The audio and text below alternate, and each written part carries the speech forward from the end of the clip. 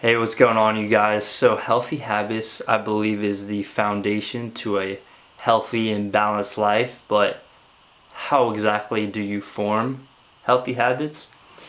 Well, this is something I've been trying to crack the code to for a while now. And I believe along the way, I have learned some valuable information on this topic. My name's Kyle, and I am on a mission to achieve balance among the 8 dimensions of wellness. Along the way, I hope to share what I learn and help you all achieve some more balance in your lives. If this type of subject interests you, then please hit that subscribe button. If you've ever tried to make a positive change in your life or start a new healthy behavior, you know that it isn't always easy. Whether it be starting a new instrument, sport, whatever the new healthy behavior it is that you're trying, I think a lot of us will kind of be super motivated at first, and there's this initial stage of excitement, but ultimately after that excitement passes, that's where many of us will quit. It's definitely the case with myself. In the past, I've definitely embarked on several new healthy behaviors only to kind of quit and lose motivation after the first week or two. I knew pretty early on that if I wanted to be successful at creating new healthy behaviors, that I would have to create habits out of them. But what I just recently learned is that motivation is not the best way to get yourself to create new habits. Why you can't rely on motivation. So after reading this book, Stephen Geiss's Mini Habits, I learned that we cannot rely on motivation to create new habits due to what he calls the law of decreasing enthusiasm. So basically, in order to create new habits, we have to repeat them over and over again. But the more we repeat a certain behavior, the less excited about it we become. Basically, as a new behavior transitions into a habit, we become less emotional about it. And that's why we can't rely on motivation, because motivation is dependent on human emotion. And naturally, our emotions are quite volatile, which makes them unreliable. So if we're relying on motivation to create a new habit, we're not going to be able to stay excited for long enough for the habit to form, if that makes any sense. So if we can get past this initial phase of excitement and somehow get ourselves to repeat this new behavior over and over again, over time there's going to be less resistance and more automaticity. So the more we repeat this new behavior, the more this new habit will form. But if we're not using motivation to get ourselves to do this, then what do we use? Use willpower instead. So instead of using motivation, we have to use willpower to create new habits. But the catch is that willpower is a finite resource, so we have to use it strategically. And this is where the mini habit method comes in. A mini habit is a very small positive behavior that you force yourself to do every day.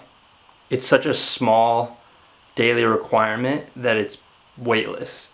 And you can always go above and beyond your mini habit, but the key is to just stay consistent and every day complete your minimum daily requirement. This is the method that I'm currently using, and so far it is working for me, and this is how I do it. How to create healthy habits. Step 1, decide what healthy habit you want to create. Do you want to go to the gym more? Maybe you want to meditate each day. For this video, I'll be using the example of reading 15 pages of a book each day. When you decide what healthy habit you want to create, write this down on a piece of paper. Step 2, break down your new healthy habit into a mini habit. So break down this new behavior you want to start so it's so small and it will require little willpower to perform. Continuing with our example of reading 15 pages of a book each day, my mini habit would be to read one sentence each day. and you're going to want to write this down on that same piece of paper. Step 3, hang this piece of paper up on a wall. Place this somewhere where you see it often, maybe like a bathroom mirror. I feel like that's a good spot. And next to that same piece of paper, you're also going to want to hang up a blank 30-day calendar. You could just find this on Google Images or something.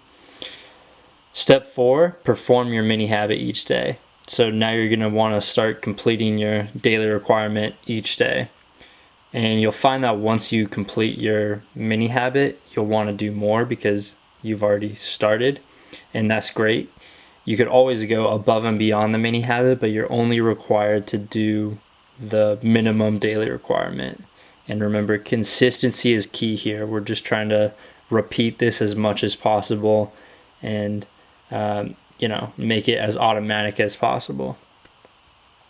Step 5, track your performance on the calendar. Each time you complete your daily mini habit, you get to cross off that day. Once you start and you gain momentum, try not to break this chain. If you cross off all 30 days, give yourself a reward for completion. Alright, so that's pretty much how I create healthy habits for myself. Just some final notes. If you find yourself not completing your mini habit each day, then make it even smaller. So, instead of doing reading one sentence a day, I'd say make it smaller and just read one word a day. This is a slow process. It's all about consistency and repetition. Like slow and steady wins the race here.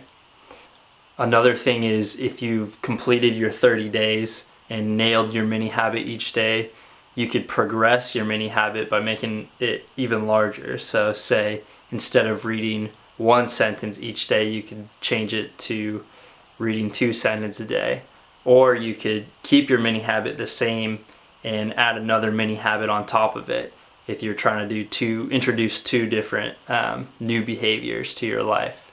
But, personal experience though, I've found that doing too many habits at once sometimes makes it less effective and it's a little harder to do both. But yeah, personal preference, I guess. But yeah, it's a slow process, but I mean, this is at least what's worked for me. It's an effective way to introduce new healthy habits into your lifestyle. I think the most important thing is to just get started now, just do it, try it out, and let me know how it goes. Alright, that's it for the video. I learned the mini habits technique from reading Stephen Geiss's book, Mini Habits. The link is in the description. I definitely recommend it. It's a quick read too, so check it out. And yeah, if you enjoyed this week's video and you want to see more videos about balance and healthy lifestyle, then please give me a subscribe. I really appreciate it. And I hope to see you for next week's video.